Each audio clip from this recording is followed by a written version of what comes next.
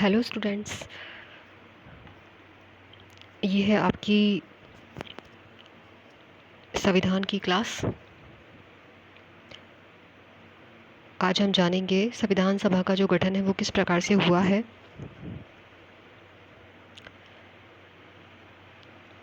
देखिए, सबसे पहले तो हम क्या करते हैं कि संविधान को समझने का प्रयास करते हैं। संविधान एक्चुअल में है क्या? संविधान है नियमों का समूह। वो नियम जिनके माध्यम से सरकार जो है वो जनता पर शासन करती है। तो ये जो नियम होते हैं ये कहीं ना कहीं लिखित रूप में मौजूद होते हैं, उसे हम कहते हैं संविधान या कॉन्स्टिट्यूशन।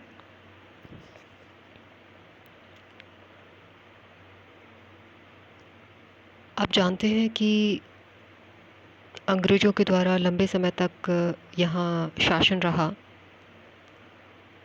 और भारतीयों के द्वारा विभिन्न प्रकार से विरोध जताया गया।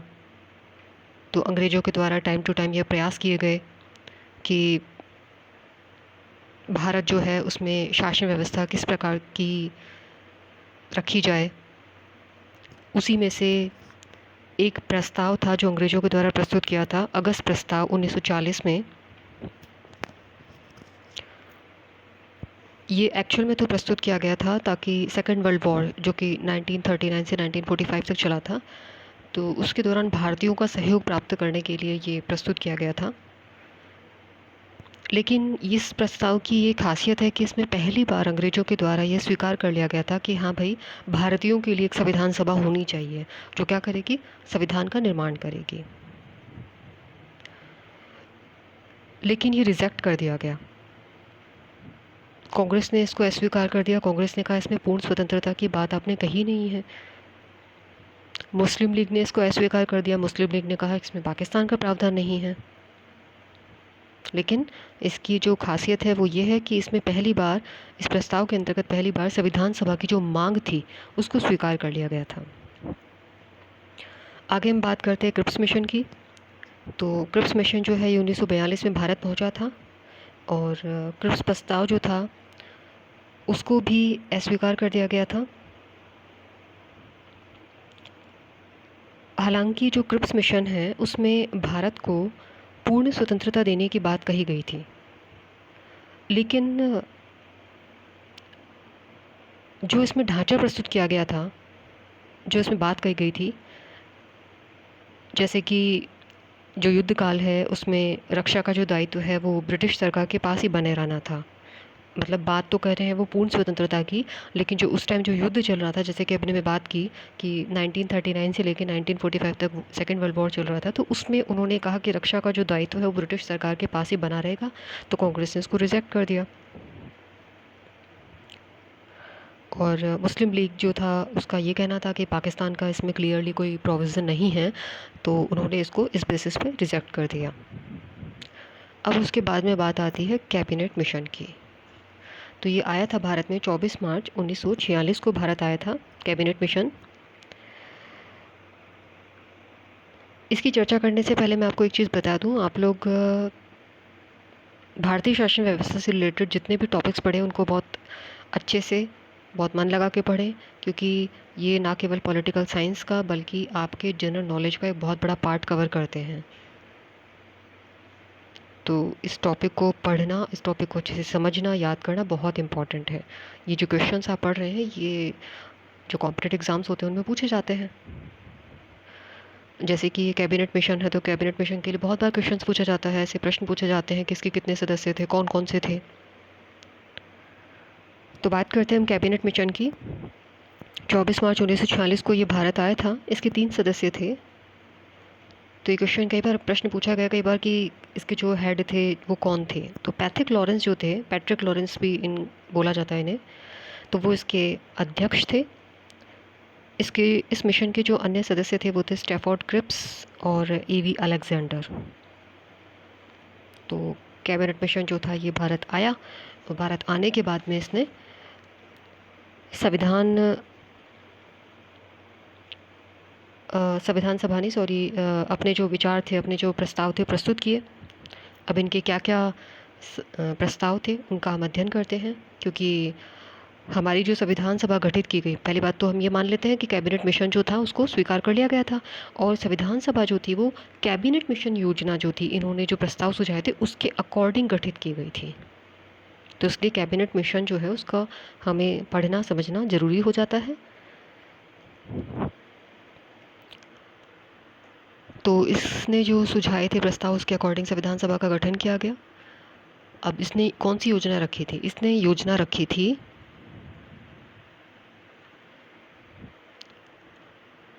जैसे संविधान सभा जो थी इसकी कुल सदस्य संख्या थी 389, 389।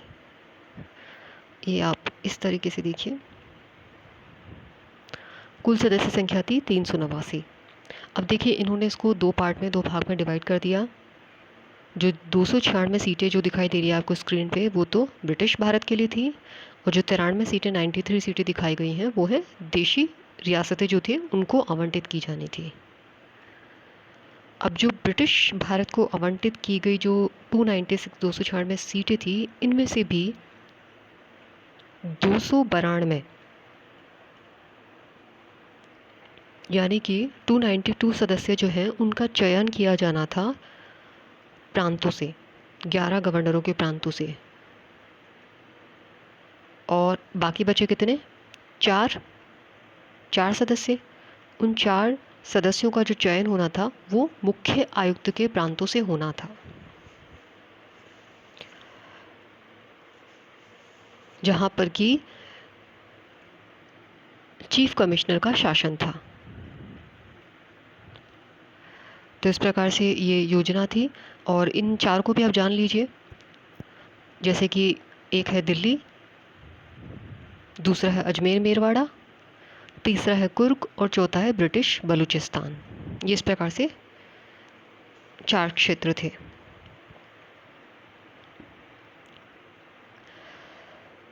आगे हम बात करते हैं कि देखिए ये तो हो गई सीटों का आवंटन, यानी कि संविधान सभा जो है उसकी कुल सदस्य संख्या कितनी है? 389। दो पार्ट में डिवाइड किया, 296 ब्रिटिश भारत को दी है, 93 सीटें देशी रियासतों को दी हैं। अब ये जो सीटों का आवंटन है ये किस प्रकार से किया गया? जनसंख्या के अनुपात में।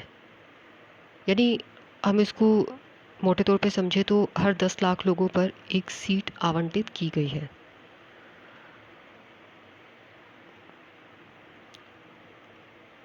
अब जो ब्रिटिश प्रांत को सीट आवंटित की गई है उसका निर्धारण जो है वो उन्होंने 3 समुदाय में बांट दिया। 3 समुदायों की जो जनसंख्या थी उसके अनुपात में इनको सीटों का निर्धारण किया गया।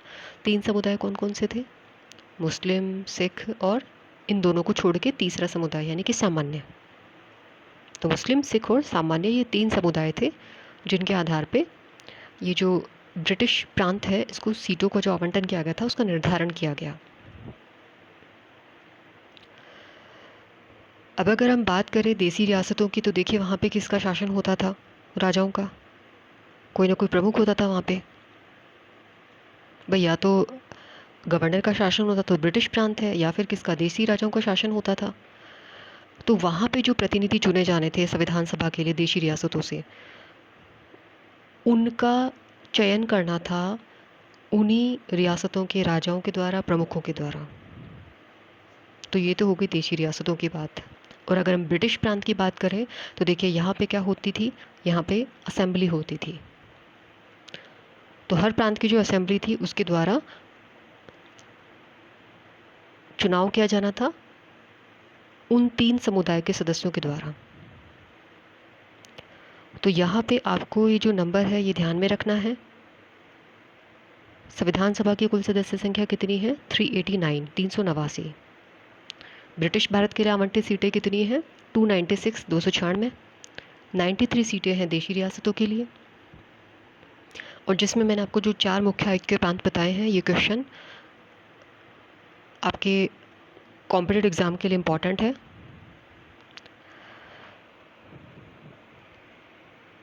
ये इस प्रकार से संविधान सभा का जो गठन है ये इस प्रकार से इनके सुझाए गए प्रस्तावों के आधार पर किया गया।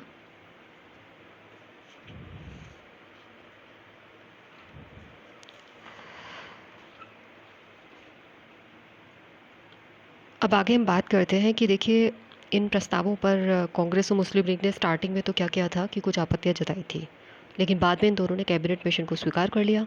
इसके आधार पर संविधान सभा का गठन किया गया।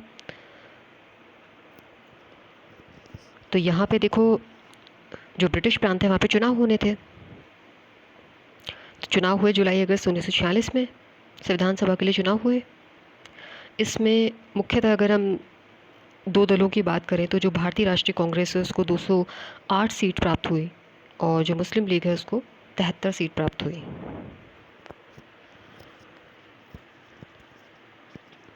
बाकी जो थे उनको अन्य सीटें मिली।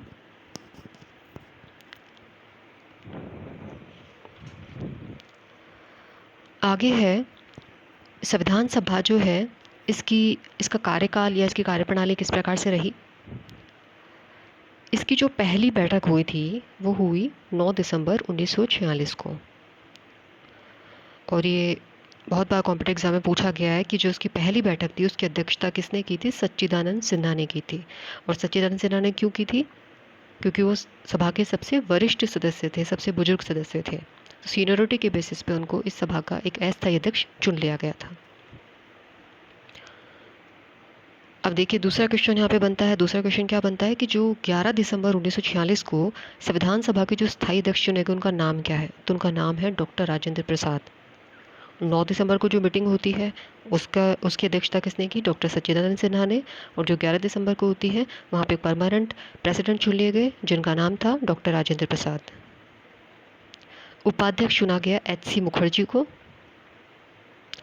और जो संवैधानिक सलाहकार थे वो है BN राव, सभा के संवैधानिक सलाहकार बने।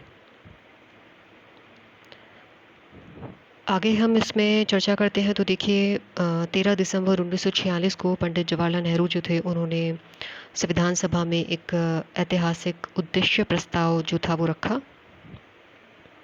ये उद्देश्य प्रस्ताव जो है ऑब्जेक्टिव रेजोल्यूशन, ये एक्चुअल में क्या बताता है?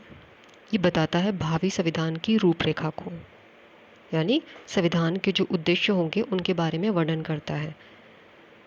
उदाहरण के लिए सामाजिक, आर्थिक, राजनीतिक न्याय, या हम स्वतंत्रता की अगर बात करें तो अभिव्यक्ति की स्वतंत्रता इत्यादि, ये सब उद्देश्य प्रस्ताव के अंतर्गत शामिल थे। अब देखिए ये प्रस्ताव प्रस्तुत किया गया।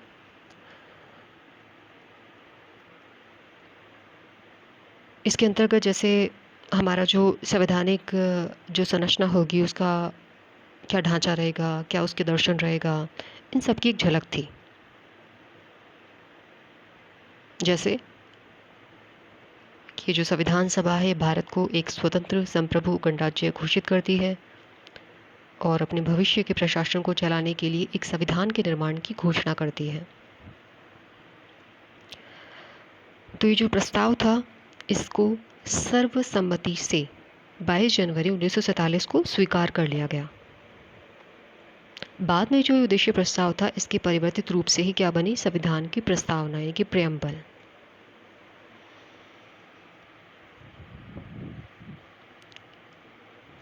आज के लिए इतना ही, बाकी हम नेक्स्ट वीडियो में पढ़ेंगे। Thank you.